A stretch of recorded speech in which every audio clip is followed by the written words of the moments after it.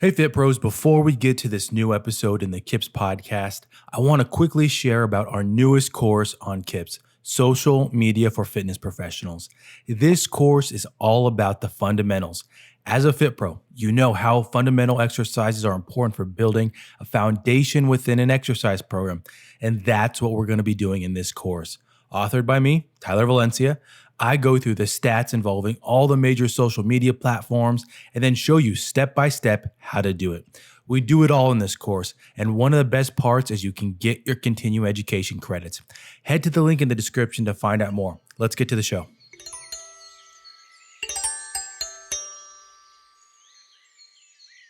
Welcome to another Best of KIPS podcast episode. My name is Tyler Valencia. I'm the president of KIPS and Time to Train Fitness. These Best of episodes, they're roundup episodes, giving you quick hits on the content that we released in the previous month.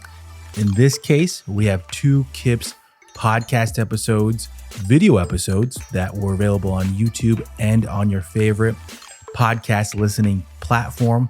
And also, always go through the top listening cities, give you a little spiel on what's been kind of going on my mind based on the year that's been transpiring so far in the fitness industry, health industry, wellness coaching in those areas. And I'm going to kick it off with talking about in March, social media. And not so much of how do you grow your business through social media, but how do you deal with posts that are in your field and you know that they're not based on research, based on education that you've gone over, that you've gone through, taken the time to learn, and you know is wrong. And there might be people out there say, oh, well, how do you know you're being wrong, that you're right and what's being out there is wrong? And the example, of course, I'm going to give is in fitness, exercise, because that's my educational background. But your area, if you're in wellness coaching, health coaching, and you know that there's practices, there are theories, there are procedures that are based on research, based on results, based on experience, and you know they're wrong, you can, of course, relate to this little spiel I'm going to go on. Now, I'd say it was maybe 2 weeks ago, my uncle, he sent me a post about this reel that was on squatting, and the individual that was posting it was five things that people do wrong with squats, and he wanted to know what I thought about it. And my response was that 3 of them are completely wrong, and 2 of them that I don't believe the individual made this post knows why they're correct. And the 3, not so much this spiel I'm going to go on is about why this person was wrong. But as a professional, when you see these types of posts, you're going to have clients that ask you about them. That's social media. And of course, there are great things about social media. There's bad things about social media, and there are things that you just have to deal with. And I think that this is one of them. And I think it was maybe 15 years ago when I was working as a personal trainer. And that math is, of course, wrong as I'm talking out loud now. So let's say 12 years ago. And I remember I was working in a commercial gym. And I think this is pretty similar here in terms of how you deal with it. There was a client that I had, and we would do exercises. We'll call them core training exercises. And at the end of them, let's say they were for time, at the end of them, the last 10 seconds, they would just power them out as fast and hard. And of course, the goal would be, we're trying to work on control, learning the movement, learning the exercise. And no matter what, the last 10 seconds, they would just power it out. Like a switch almost went off and boom, it's like a whole nother exercise. And when I asked them about why did you do that?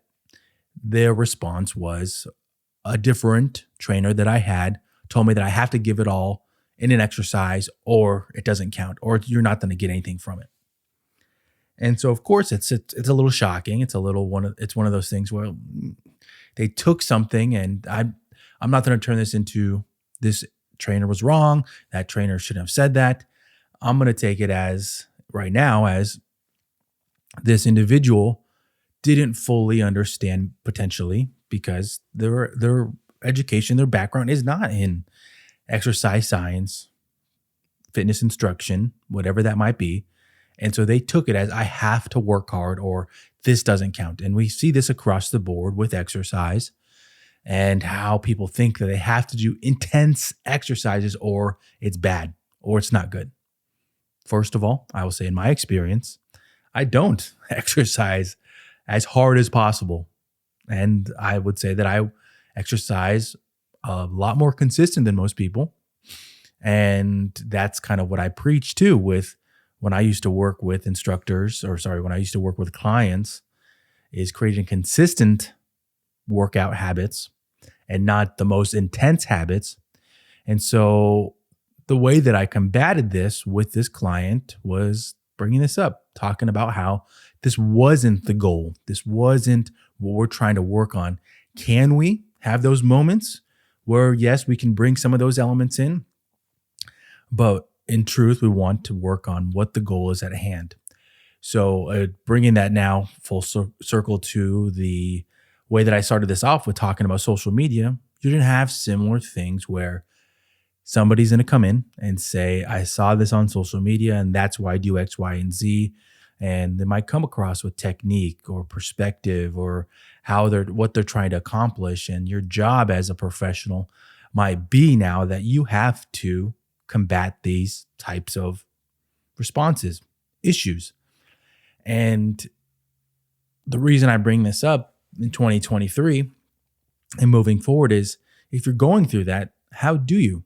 What do you think that you're going to bash them or you're going to try to address them? And I think the latter is what helps you as a professional show your worth. When you respond with research, experience, evidence-based practices, it builds that type of professional bond with your client that they know, oh, my investment is worth it. My investment in my health, I know it's in good hands. And I think that's the key there. I think that's a mindset to be around because across the board, whether it's these types of posts or even another one that I feel like it's the same type of response for me is when people talk about, oh, you're giving everything away for free. You're giving too much for free, or I don't want to put enough out there on social media to give them the answer to things. I want to just give them a taste so they pay me for it. That, first of all, and I'm going off on a tangent here. First of all, if that's your mindset, I can tell you that 100%, whatever you think that your method is, your way is, it's already out there on YouTube, on some blog, on forums from just as qualified professionals. But I will say that showing your worth, people are still going to want to invest in you. If they know that you're professional, you're educated, that you know what you're doing, they're still going to pay for it. You might have a similar situation that you can relate to another field even, that I might be able to fix this in my house, my apartment, my condo, whatever that might be. I might be able to fix this, but I still want a professional here. You pay for those services because you know you're going to get a good investment. Same thing with health, wellness, fitness. The clients that you're speaking to, they're still going to pay for you, even if they've already had training with other coaches, online coaches, professionals. So think about that. Think about that moving forward and how you can combat these types of responses, interactions that you're going to have with your clients based off of something on social media. A quick promo break here in the KIPS podcast. If you've been a fan of this podcast, you know that before end of each episode, you're going to hear a promotion for the Naboso Duo insoles. I've been using them for probably a year and a half, and I personally think they're game changers. I think everybody should get them, try them out, see what you think. And personally, I've talked about how I used to have foot pain just from sitting at a desk and then trying to be active, trying to go work out and not really being able to fully maximize it. So I always try to throw it out there for individuals to just try them out, see what you think, utilize them in your day-to-day, and hopefully improve your overall activity level. That's the key right there, activity level. So check them out. There's a link in the description for the Naboso insoles. They have a variety of them to check out, different accessories. Check them all out, see what you think, and hopefully come back and let us know that they've really helped out with your activity level. Let's get back to the episode. Let's now get to the admin work of each of these best of episodes, the top 10 cities of February 2023. Starting at the bottoms, International, Brussels, next Atlanta, Ashburn, Colorado Springs, Chandler, Canberra, Orrington, Los Angeles, Frankfurt, and a new top city. I believe this city has been in the top 10 before, but never at the number one spot, Las Vegas. One of my favorite spots there, Las Vegas. Thank you, of course, for listening, tuning in, sharing this podcast with your friends. I think that's one of the big things that I always got to say is if you like this episode, you like this podcast, please share it with a fellow professional. It helps it get it out there to the masses because, of course, this is all about free content, getting it to an audience, professional audience that they enjoy and that they hopefully get something from it. If you have a topic, a guest you want us to explore on the podcast, send us an email to info@kipsonline.org with the subject line podcast. We'll see what we can do. We'll see what we can figure out and hopefully continue to grow with this podcast as I believe we're going on to the third year now. We're getting kind of close. We didn't get to 100 episodes yet, but we're getting much closer to that 100 podcast episode goal there. Episodes now. We're talking about episodes in the KIPS podcast, and we had two podcast episodes that continue to build on kind of the theme that I started the year with. With January, I had two fitness YouTubers that have YouTube channels that have great content. They create really quality stuff, professional stuff. If you look at it, you're like, these are individuals. And hopefully you watched and saw what they do on YouTube and you're like, wow, I can do that too. I don't want to put these things out there, these type of episodes out there you wanted to compare, but hopefully see that individuals with dedication, with a goal in mind, that they can make content out there that's quality. So two different podcast guests, Matt Berenc and Sean Sewell. Talking with first Matt Berenc. Now I first met Matt a few years back when he was actually one of the directors of education for Equinox, high quality gym franchise, gym chain out there, known for their high-end experience for the members, but also the amount of education and pay that they give their instructors. I used to say all the time, I don't know how it is now, but I used to say that I think any instructor that went through their educational program, went through their experience, that they're set up for success just because of how much education that they require from their trainers, but also they help these trainers create a living. If you are working for Equinox, most likely, and you were doing well, most likely you had a living, a career. And it was kind of a business model that you wish you saw across the board. But of course, there's different pay models, different operations. And this is not a plug for Equinox at all. Just trying to give a little perspective on how I met Matt. And I went on a tangent there, of course. But this episode, connected again with Matt. I'd seen some posts he'd done on Instagram, and I knew he was working for a new company.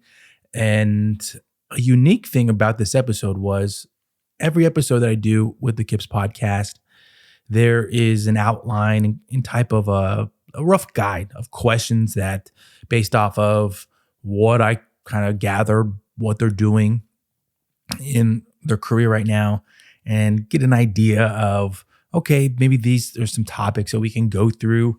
And it was really just a guideline for this one, because once we started chatting and I got to learn a little bit more of what he's doing now, the company he's working for now, I was really impressed. So they do online coaching, but more in a one-on-one setting. So if you are a fitness instructor, personal trainer, and you want to work online, work virtually, he talks a lot about what they do and the experience of it, the things that he talks about with the experience and what the fitness instructor should hopefully go through with experience. It's more around setting yourself up for success. And I think that's always the key with any business, not just online, but with in person as well, setting yourself up for success. And in this episode, one of the interesting things that he talks about is learning your surroundings. And I think the analogy that he goes through is with being a director of a movie or TV show.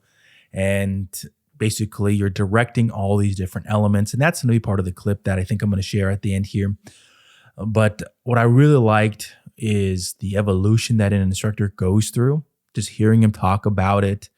And it's always a unique thing that I've mentioned in different episodes, but also YouTube tutorials, that a fitness instructor, hopefully that they are getting that experience with each session and not just thinking, I got to flip the record button on and I have to do this. And hopefully it's good enough.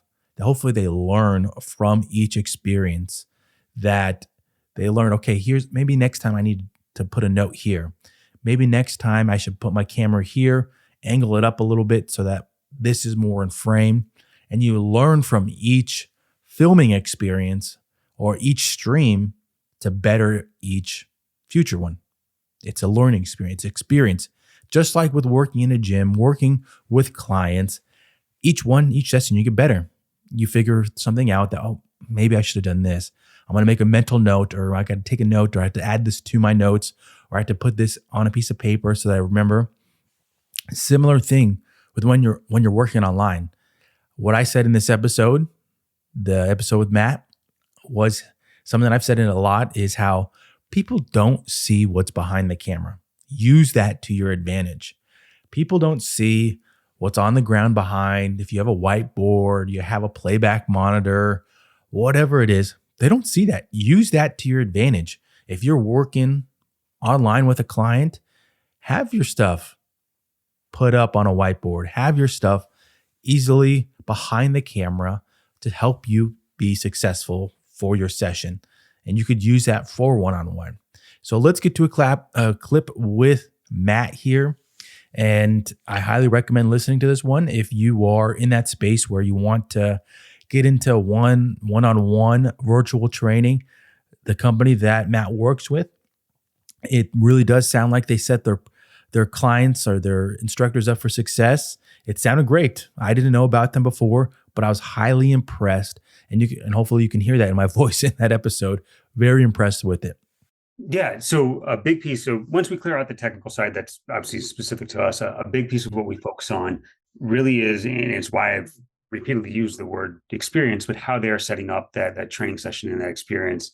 I've used the offhand kind of metaphor of putting themselves in the director's mindset. So like a film director or stage director.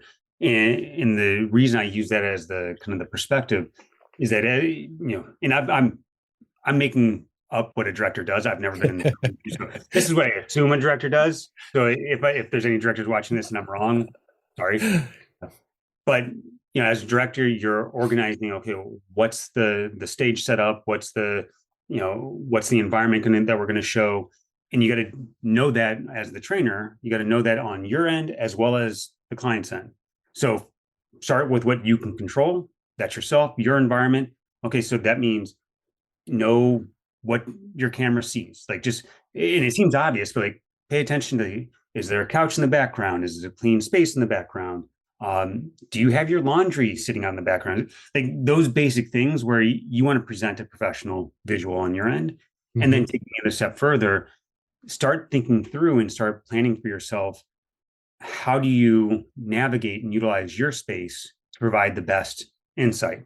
And so a big piece of that is, based on your camera position, there's going to be a spot in your room where you can be that somebody can see you clearly standing head to toe.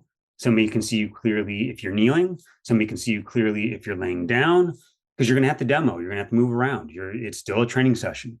And you need to consider those things before you're in the moment. If you're in the session, you're like, oh, wait, can you see me? And let me see, make sure. Then you've reintroduced the filter of technology. Now you're calling attention to yes, we're on a camera and we're here. versus if you go into the session and prep. And part of what I call out is like programming now expands beyond exercises, sets, reps, time, and all that to position. Where do you want to position yourself? So if you're showing a squat, do you know where you need to be? Do you know what angle you want to show? Like, are you showing head on? Are you showing profile 45? Like, these are all the different things you can start to consider and start mapping out for yourself. I call it out up front to say, be overt and like really on it with doing that in the first couple of sessions, first little bit of time that you're doing online. Then eventually you'll get to notice like, oh yeah, if I stand at this spot on my floor where I have this, this pattern on my rug or this mark on the floor, that's where I know I need to be for kneeling, or that's where I know I need to be for standing. And you start making it second nature. But you have to be intentional about it. I think that's the word, better word to use. You have to be intentional about it up front. And then the other piece in terms of what we talk about is directing the client. The client's your main actor. They're the hero of the story. So that's how you have to go into them and say, hey, when you set up for the exercise, I want you here, or I want you to turn this way, or I want to see you from this angle. And it may change from set to set. So if I have you do a goblet squat, I may want to see you head on set one. And then like, hey, can you turn 45 degrees? I just want to see as you do it. And your communication around that has to be comfortable, straightforward. And the end result of that is they feel taken care of. They feel guided. It's not like a last minute thought. It's, hey, I know what I'm doing. I want to see these different things. And again, the client starts to become comfortable with where they should position themselves and which one. And you also, I'll take a pause from talking here in a second, but you also have a visual into their house and their home. And if somebody's working with you virtually, it's probably pretty likely they're going to be in the same place in their house on a consistent basis. The camera may not be in the exact same spot. In our instance, like if they have our hardware, it might be, but the camera may not be in the exact same spot, but it's going to be pretty close, I'm sure.